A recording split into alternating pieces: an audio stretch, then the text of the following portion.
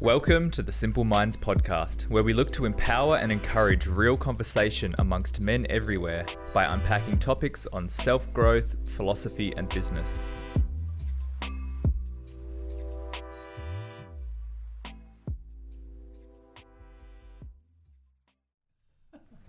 Welcome to the Simple Minds podcast. My name is Jacob and I'm hosting today's episode, and I'm talking a little bit about growing up today. Fuck, there's a lot of that needs to happen. I've been reflecting recently a lot on myself as a child, seeing my son grow up and expecting our second child in the next few weeks, and just reflecting on who I was when I was younger before I quote grew up, and whether a younger version of myself would be proud of who I am now. Have I gone down the path that I guess I expected? Conrad brought a great piece to the podcast a few weeks back about writing a letter to a younger version of yourself, and I thought, why not kind of flip that mindset and write a letter from a younger... Yeah, write a letter back. Yeah. Back to the future. Right back to you. Get buried somewhere. A great thing about human beings, and one of the reasons why we are at the peak of the food and the animal chain, is that we are kind of born with very, like, a minimal level of programming, in that, yes, we have kind of preconceived ideas when we're first born about what it is to be a human, but most animals are kind of born with a very defined program about, if they're a bird, they fall out of the nest and they fly. If they're a lion, they hunt down gazelle, and that's how they live their life. Whereas humans have basic programming as a foundation, but a lot of malleability and flexibility in the brain and the way it can evolve, which gives us a lot more opportunity to grow in different directions. We can be, as children, you often hear, what do you want to be when you're older? They say, I want to be an astronaut, I want to be the president, I want to be a nurse, a doctor, an architect, a firefighter, I want to drive a truck. There's a million different kind of directions we can go down. Own a digital agency. Yeah, 100%. And a lot of kids these days want to be a YouTube star or... A YouTuber. A YouTuber. Yeah, but over time, parents, society, schools kind of start to narrow that range for us a little bit and start to define a little bit who you want to be, whether you're taking personality tests or aptitude tests and things like that.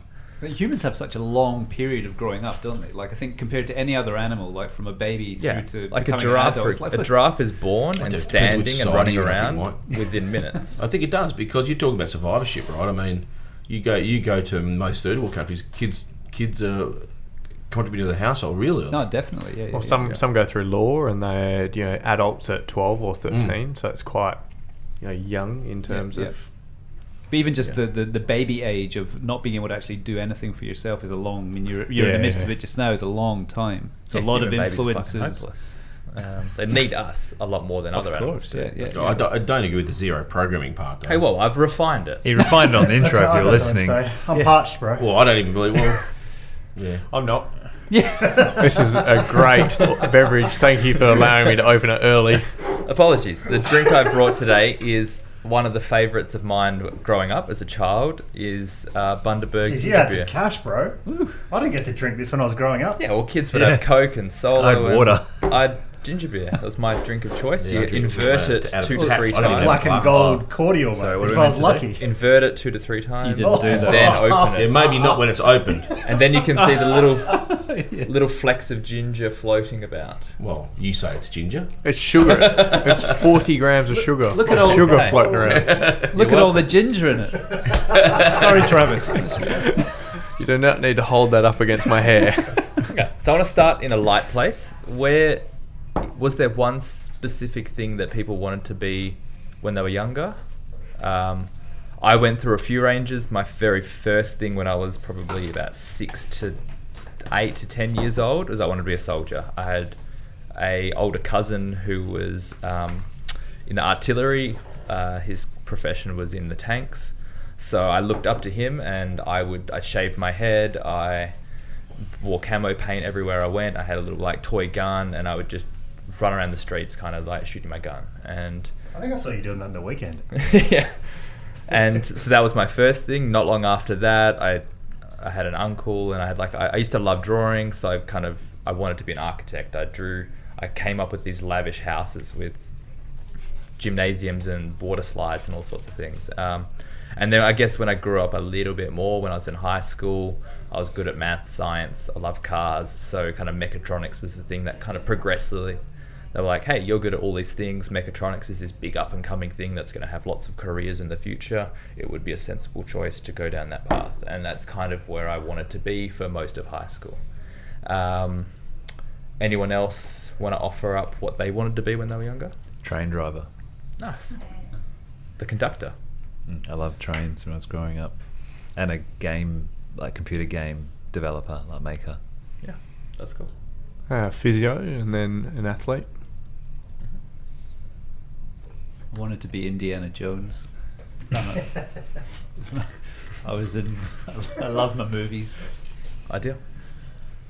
I have one in common with you. I wanted to be in the military. No, I didn't. No, architect. I wanted to be an architect. Yep. It's probably that is intertwined with the real world, versus I clearly wanted to be a athlete in some way, shape, or form. Probably basketball for some point in time. Yeah. Walked away from that and started playing in a rock band, and then wanted, I guess, that dream, but never really seriously wanted that dream. And I think by my teens, I knew I wanted to run a business. Really, I didn't exactly know what that would be, but I knew that was my path. Yeah, cool. Conrad? God. Batman. Let's not throw God and me in the same sentence. So I'm going to get a dinner with Mum. I am delusional. I'm not delusional. Who did young Conrad want to be? I mean, Denzel. No, I wish it was a simple story. I wish it was a simple story, a simple question to answer. For me, it wasn't that simple because it took me a while to figure out. I was battling being accepted before I even wanted to freaking be anything, and getting accepted in Australia at that stage for me was becoming great at sports. And then the natural path for me was to remain as good as a sports person as I could be, and that opened up opportunities, which probably allowed me to believe that I could probably taken that further. My hedge on that was, for some reason, to appease people in my family, probably more so than anything else, was to become, that's bullshit. I mean, we used to get books back in those days. I don't know whether you remember them, Mike, which had a lot of occupations in them. What's a book? And at school, they used to give them to you at school. I don't know whether you remember it, Mike, but it had the A to Z of roles, and then it also had what you had to study, and then it had what the job was about, and it told you how much they earned. And I mean, I won't kid you, I was trying to find the most highest paying job fucking possible that I was capable of wanting to do. And I ended up in the medical field, and then I thought that was really nerdy, and I didn't want to be one of them because they had a stereotypical persona in my life at that stage, and probably still do. Forensic science was a path until I figured out I couldn't deal with blood. So, but from a book perspective, and from a dollar perspective, and from what interested me perspective, it was a case of forensic science. So I guess you watch a few late night forensic science shows. NCIS. Conrad's there on the couch with the UV light, having a look over. An interesting part of that, Conrad, is very early on you knew that money would be a big thing for you. Because I came from nothing. You identified. I know that one of your earliest goals was to retire by the age of 50. How early did that start to come to mind? I probably articulated it when I was 16, but would have been floating in my head anywhere between starting high school and that date. Yeah. So you didn't have a role, but more of like an end goal. Yeah. Michael, did we get to you before? Indiana Jones. Of course, yeah. How did I forget? And I mean, do we ever grow up? Like, again, are we defined as can we be childlike in our 40s, in our 30s? Can we discover new things? I think that's an interesting 100% place to look as well. So I did a bit of reflecting this morning and wrote myself, and this is tricky because it's easy to write a letter from your present self to the past because it's in your present tense. Writing a letter from a 10-year-old version of yourself is very heavily biased on who you are now. But I gave it my best shot, and I will indulge you. Dear future Jacob, I'm writing you this letter to remind you of who you were before you grew up. But I also hope that you never truly grow up and forget about who you were. You love playing with Lego and building new things. You love designing homes and dreaming up new inventions. You love playing outside and getting dirty. You love challenging yourself on new adventures and finding the boundaries of your world. Most of all, you love spending time with Mum, Dad, and Ben on family holidays exploring new cities. When you grow up, Jacob, don't forget to stay true to who you are. Don't let the world tell you who you should be. Don't forget to play. Don't forget to learn. Don't forget to explore. They're big words for a young kid. Don't be afraid to fail. When you were young, you were afraid of nothing. You would build a Lego city without questioning the conventions of design. You would put a gymnasium and water slide in a house because you didn't care for what was realistic. You dreamed of being a soldier and you walked around with a shaved head and camouflage paint on your face because you didn't care for what other people thought. Our family holidays, you got lost in the bush for hours because you were an explorer and you were comfortable being alone and forging your own path. When you're older, you'll have a family of your own, a wife just like Mum, and you'll be a father just like Dad, and you'll even have kids just like Ben and I. You'll work all day like Dad, but always remember that your family are most important. You may be fully grown now, but don't forget that I'm still inside, and I hope you never forget who you came from. Who did you come from? So that's what I've been reflecting on is people you meet have varying degrees of like that inner child. Some have not, I guess, grown up enough and don't really want to take on the responsibility of jobs and life and things like that. Others have, in my eyes, grown up too much and kind of take life a little too seriously and don't play and enjoy as much.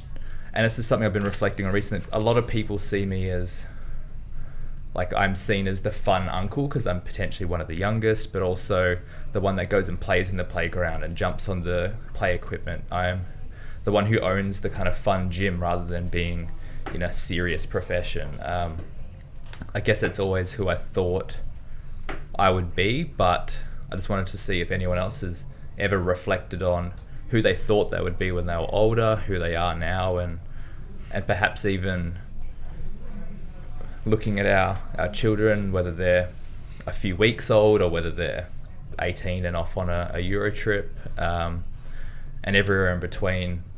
What do they want for their life, and how does that compare to what we wanted as well? Let's refine that in a little bit and say, so Justin, you wanted to be a train driver, and then your other one was... Well, progressively... Or a game designer. So when I was like 4 or 5, I wanted to be a train driver. I love trains, and I got a little bit older. I think I wanted to be a pilot at one point. I used to... Pretty much what you enjoyed as a 10-year-old is identical to what I enjoyed. Lego, drawing, and that was pretty much it. Then got into video games. Wanted to make video games, so I convinced my parents to get a computer on a lease because we couldn't afford one to buy one, and I would pay for like $10 of an $80 a week lease by doing the paper round. Holy hell, mate, you convinced them to get a lease on a computer? Yeah, this is way back. Because I was going to build games, and that's what I wanted to do.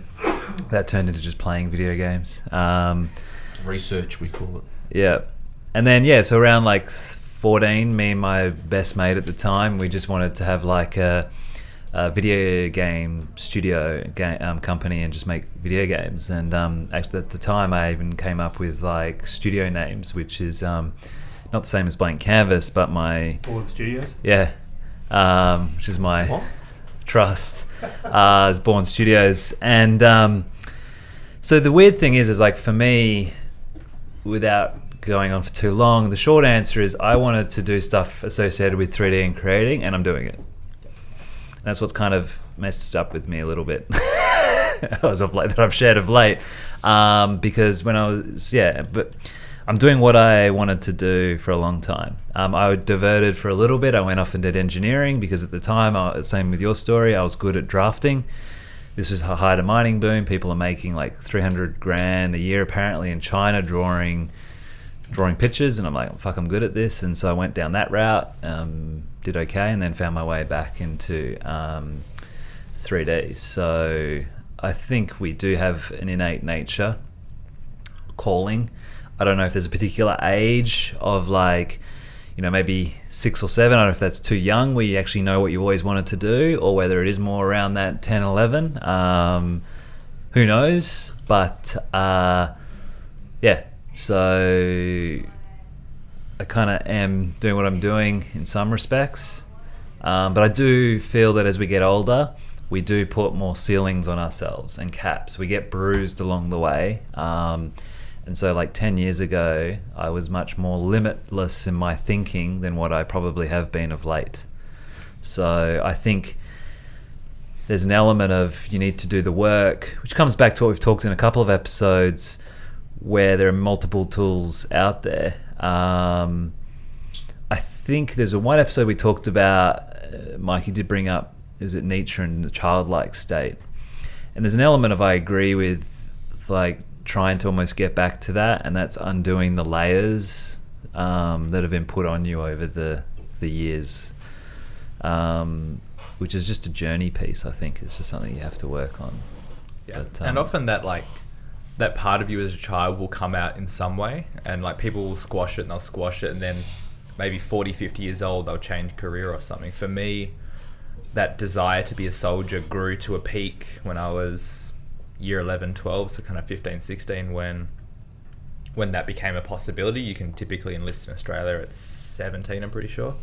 So I enrolled for a full year gap year, but then an opportunity to go to uni came up, so I dropped it. But another couple of years went by, and then I joined the Army Reserve at 20. And that was my way of just going, here's this thing that's burning inside me that I've wanted for 20 years now. Let's explore it. I went into it. I discovered what it actually meant in the real world, and then spent 3 or 4 years there, and then have moved on.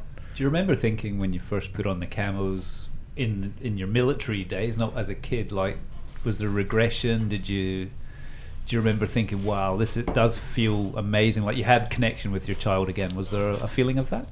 A little bit. There was definitely a feeling of like, this is something that, like, here is the genuine, legit version of what all this like stuff I had once upon a time. Now I was shooting real guns. Now I was wearing real camo. Now I was driving in real trucks. But sometimes it's not as fun as what you thought it was. Oh, no. Like the reality is like, be careful of what you wish for. Anyone who's been in the army will know that the idea of it, for many or most, trumps the reality. I think, I had a conversation about this with someone recently, like what I just shared. And there are so many outside forces along the way when growing up that will pull you away from what it is that you desire. And I think the desire has to be greater than those other forces, which are generally socially impacted by others.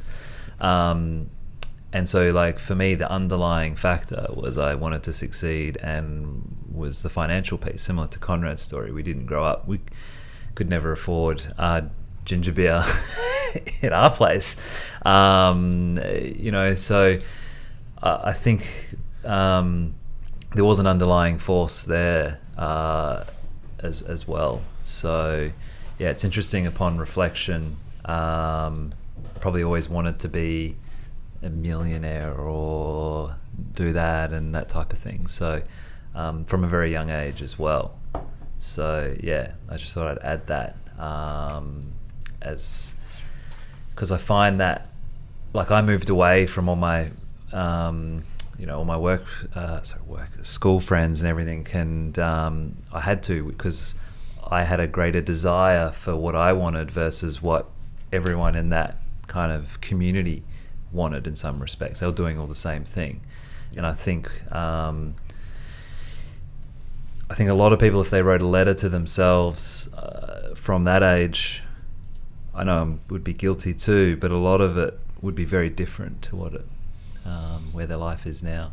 Yeah, because you don't yet have that experience of the real world as well. Like, growing up is not a negative thing at all. Like, in that, if your childhood dream is to be an astronaut, for example, part of growing up is realizing that yes, that of course is possible. But if you're from Perth, then it's much less likely. You've got to go through. You've got to be the top of your field. You've got to go over and find, like, Australia doesn't have a space program, for example. There'd be a lot of sacrifices if you really wanted to pursue it. If you want to be a race car driver, like Perth's own Daniel Ricciardo is showing that it's very much possible, but he's won. There would have been millions of kids that did go-karting who wanted to be a Formula One driver, which never happened for.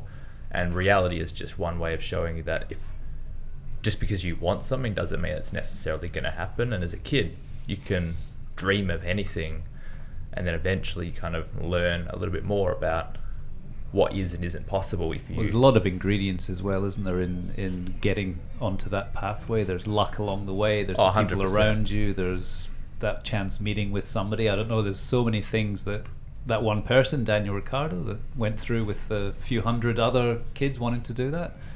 The pathway just sort of worked for him. It's not something... he obviously had the drive and his parents and the support, but there's probably elements of luck in there as well, maybe, that got him to that stage. Yeah, that's true. Am I the only person... This statement that you said before, our parents and teachers and society in general tell us, in fact, that we can't be anyone.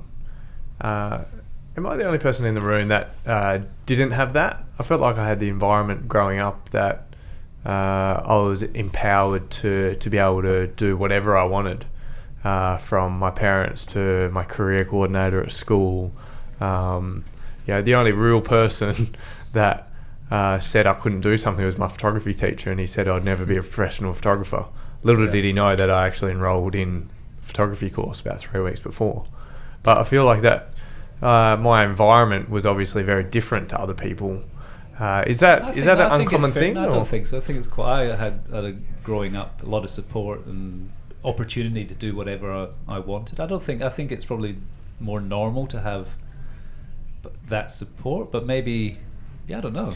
I think Jacob just said it precisely, though. It's a balance between self-awareness and having dreams. Like, if you want to be an astronaut and you're running around the age of 15 in high school saying, I'm going to be an astronaut, there probably are going to be a lot of people saying, that's ridiculous, mate. Like, here's the roles list of things to go to uni for. You can be any of these things over here, but you can't be that. And I think that's probably more common than not. So I wonder where that age balance is then when you get to... I was living in Scotland until I was 14, so I was at an interesting age when I was taken away from where I'd grown up my whole life into Karratha in the northwest of Australia, from a city in the UK to Karratha. It was a really interesting time in my life where I had a lot of support and love and a really comfortable life growing up as well, but I never had anybody pushing me in any way or giving me, you must do this, think about this. I was left quite to think for myself. I was very artistic as well. I used to draw a lot. I do remember it's a big shift moving to a tiny little town in the middle of nowhere. It was an interesting age as well, 14 turning 15, going into year 10, where there's some hardcore things you have to think about for your future. I kind of just, as I am, just went along for the ride and didn't go too far down, didn't go too far up, and just sort of and luckily got into Curtin Uni at the end of year 12. Otherwise I would have been stuck up in the northwest for a bit longer. And funnily enough,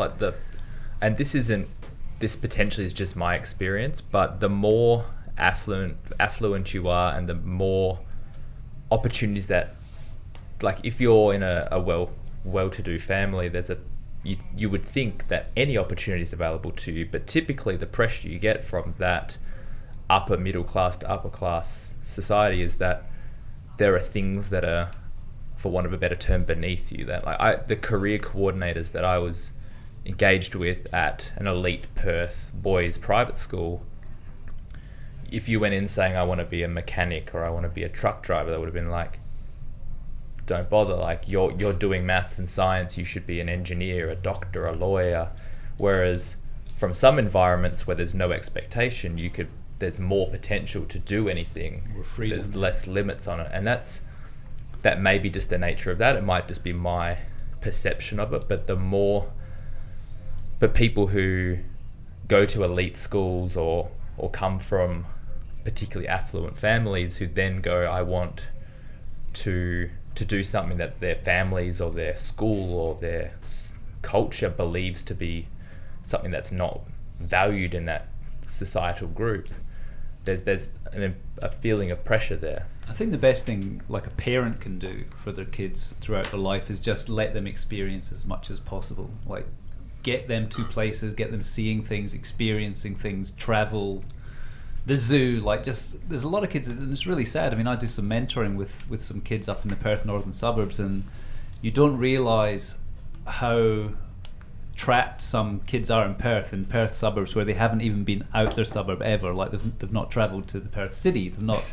Like it's really sad. Like that's not unusual. Exactly, no, but I've lived a fairly privileged, comfortable life, and probably never thought about that when I was younger. But it's been great exposure, well, harrowing exposure over the last little while to really know that the opportunities you have. I've been so lucky in my life. Then I can complain that I maybe didn't have the mentorship to get here, and here. But man, we did lots of things, saw lots of things, and so lucky to be able to. I think as parents, you just got to try and get your kids out as much as possible and let them experience as much as humanly possible. What are your thoughts, Matt? Because you live in an affluent area, your kids go to a very affluent school. What have you noticed? Very. Maybe that's a direct reflection to what my career advisor told me, and I didn't have career advisors, man. We had a book. I didn't have bad. Well, no, we just had someone. We did some test, and then the test came back and it said you should pick a trade because you. I don't know why. Did you not have trades at Trinity? Do you know why? But they do. Yeah, they do now. Like, I didn't have great grades, but they were pretty good grades. I even sadly. ducks the school in one of the math subjects, but for some reason I was told like don't do what you want to do. Like you ducks the school. Or like whatever the Top top the school. Just one subject. Yeah, just Yeah, I get that, but I'm thinking Yeah, I wouldn't not have picked that. it to be that smart. No. I'm good at maths. Like I've got. I'm joking, buddy. I know I you know. are. I'm just That's saying. why you became an accountant. Oh yeah, I guess I did. No, You should have what's been a ironic is that financier. at 15 they're telling you that when it just makes no sense. Like, and how do they have the audacity to give you a 40 question multi-choice and then someone just sits there and tells you that? Like, it just doesn't make any sense. Who did work experience here? I did. Yeah, So where'd you do your experience, Justin? Well, I had to reach out for it, and for drafting. Yeah. And, so you did drafting? Yeah, I emailed a local little drafting thing, Yeah. and I didn't think twice at the time. And the only reason he called me in was the email address I emailed off was shit on a stick.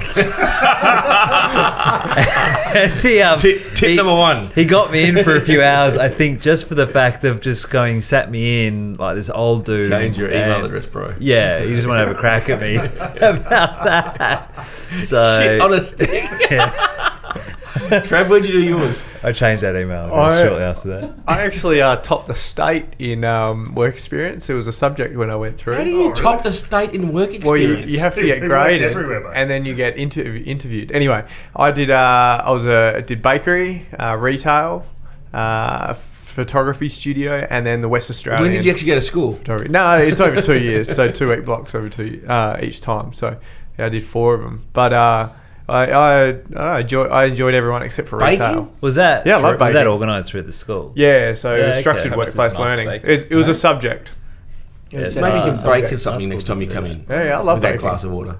But yeah, it was a really interesting thing doing in high school because it gave me such a good idea of what I wanted to do.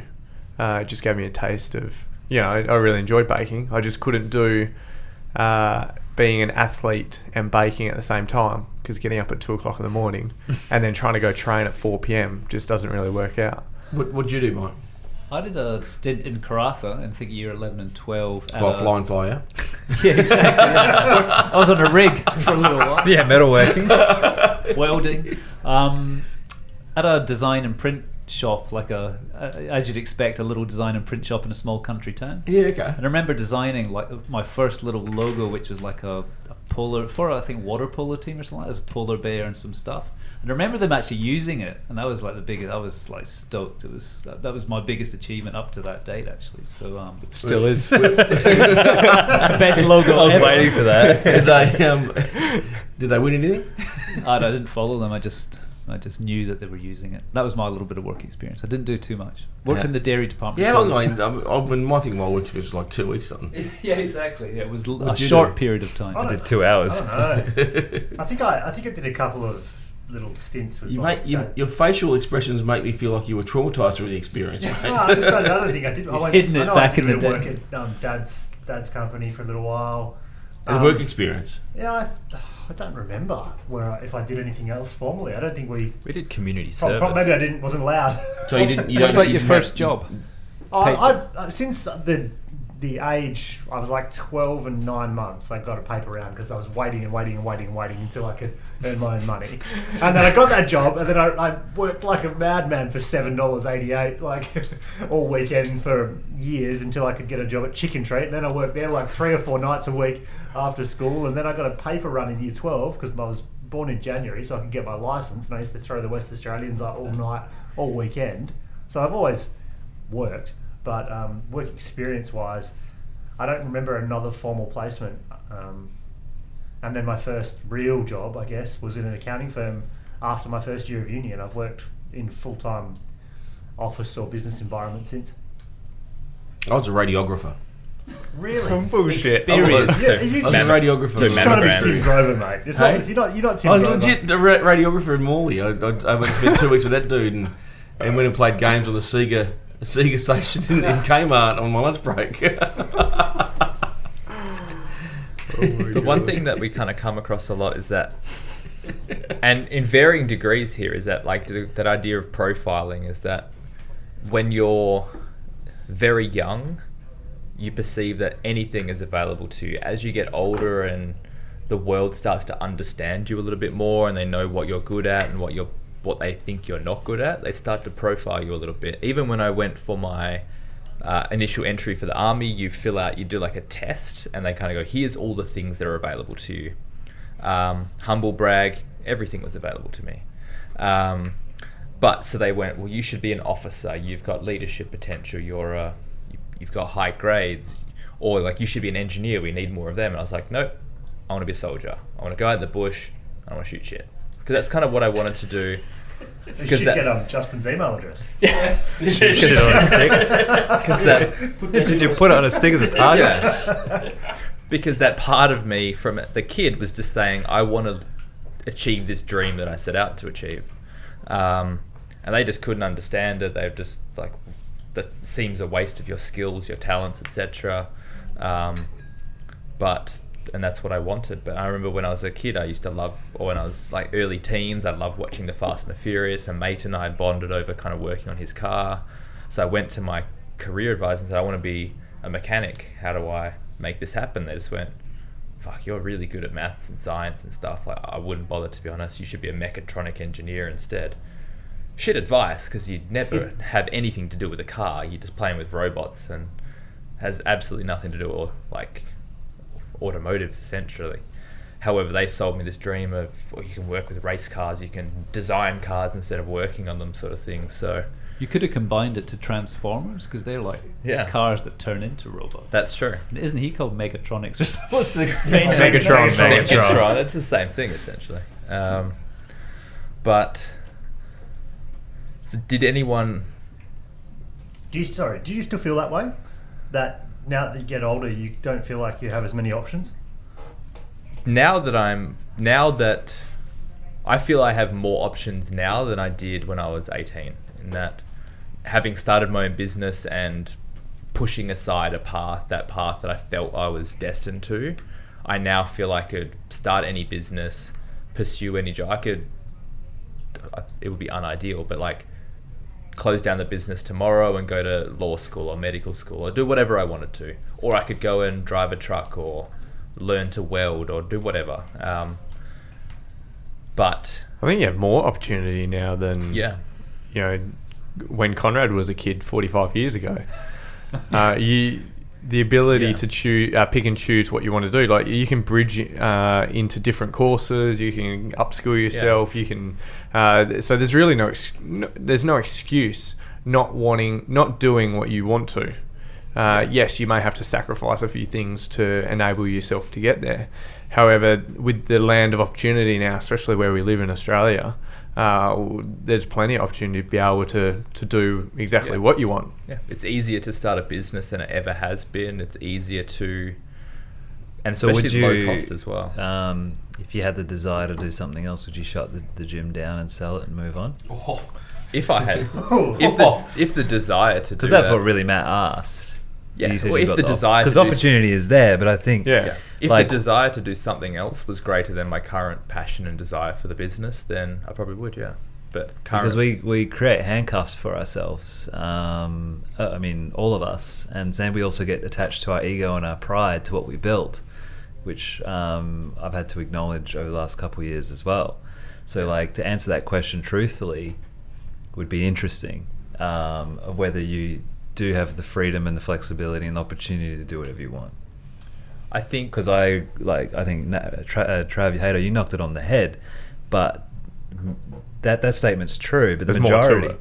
of us like go out and get a car loan, or we get debt, and so we have to work this job, and so we aren't willing to then quit that job for 4 weeks to go learn something or go work for free for someone to get an opportunity to then work somewhere else. And the older we get, the more of this baggage we start to create. And even when we create our own business, like we become attached to it, and it becomes harder and harder and less like the reason I started the business and took on such huge risk was that I was 22 or 3. I was renting. I wasn't. We were just married, but didn't own a property. We had zero debt. We didn't have children yet, so I had almost no possessions, but no responsibility. If I did it now, obviously with a child, and in 2 to 3 weeks, a second child, and a business that has significant debts that we're kind of working on, it would be financially and personally irresponsible to just drop that and do something else. So I guess the question becomes, which is just like for everyone's like, how do you continue to still pursue your dreams without like allowing them and to I see it a lot in people who end hold up you back? trapped in fly in, fly out situations where they go and pursue a job where they're earning a very an arbitrage of income based on the location and the type of work and the demand for it, who then realize that the lifestyle doesn't suit being a husband, a father, a friend, etc. And therefore, but the very big step down in income makes it almost impossible for them to return to a standard of living that they're comfortable with, and they get trapped a little bit. And that's part of growing up, is realizing that there are responsibilities as a partner, as a parent, as a leader in any of these things, and you've got to. I'm trying now to reconcile the parts of me and like the desire to do whatever I want with the limitations and the barriers that come along with life. This is juicy. So if the gym wasn't here today, if I the saw gym you was perk up closed right now for whatever reason, or if your debts were paid down right now, what would you do? Right now, honestly, I would start it again.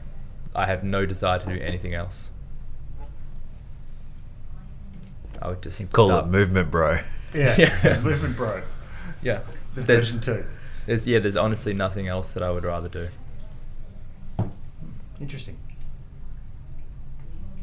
It's good. Does that Is that the truth? resonate very well? Because what you were saying before that sounded like you almost had a different path that you wanted to go on. No, I was just saying, like, if there was another path, Yeah. it would be tricky, but fortunately there's not.